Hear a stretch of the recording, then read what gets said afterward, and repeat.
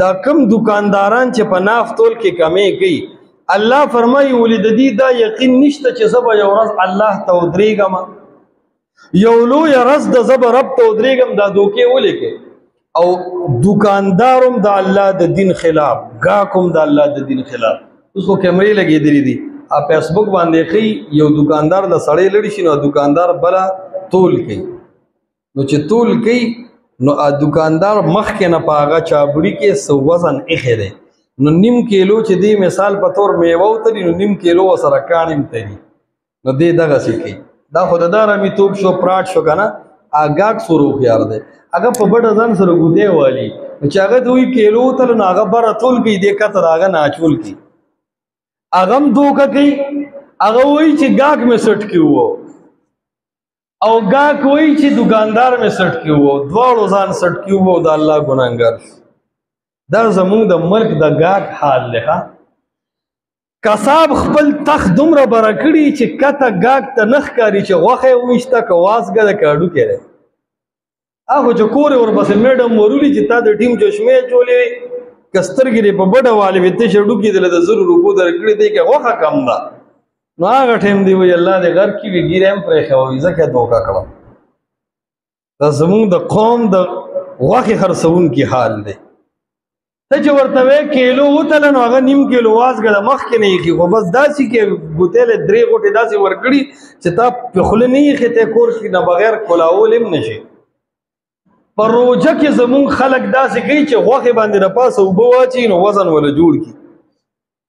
نو چې نیم کیلو غوښې نو هغه اوبو سره کیلو شي نو هلته وتلي دا زمونږ د میوه چې اخلي فروټو صرف قصابان نه یادوم قصاب خو کلي کې یو کس دوی د نورو ته هم غوږ کېده فروټ چې اخلي که نه میوه نو میوه کې چې کم طرف چې انجنې څښا شوي هغه لاندې کړي او سم طرف وله پاس کړي تاسو په ایمان ووایه دا دوکه ده او که نه ده د مسلمان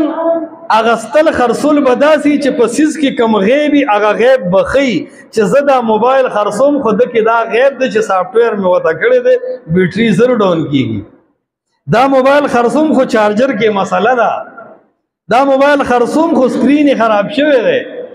دا گاډی خرڅوم خو ګورې انجن خپل نه دی ورته مې کړی دی دا گاډی خرڅوم خو ټیرونه ختم دي پټ غیبونه به د ګاډي ښکاره کوي د مبیعي پټ غیبونه به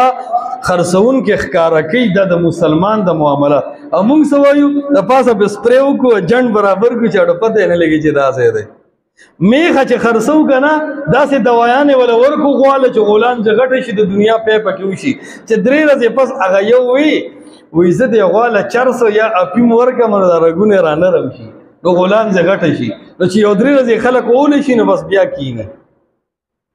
دا زمونږ د معاشرې د معاملاتو والو حال دی نو یو قوم په ناپ تول کې کمې کو الله تباه کو مونږ وروره په میوه کې دوکه ده د آیس کریم چې خرڅوي دی هم دوکه کوي دی نه خبرې دا چمچ داسې الټه کېږي نو د پاسه په آیس کریم واچوي ته وایي چې پلیټ ډک دی خو چې ته یې راوالې او چمچ ته لرې کړي او داسې سم یې کړو نو هغه هر څه ویښ ته لړي شي څه پکې نه یو سړي وي د 500 روپو دا چانې چولې واغستې نو هغې کې مچ پروت و مچ نو ده چې وخوړې چې مچ پکې راووتو دوی دی کې خو مچ دی راووت دوی د 500 روپو هغې کې خو ګډ نه وي خو دغه مچ به پکې نو خلک هغه کار کوي بس خو په څه طریقه عوام یو بل دوکه کوي ځکه خو د پیسو نه برکت وتېری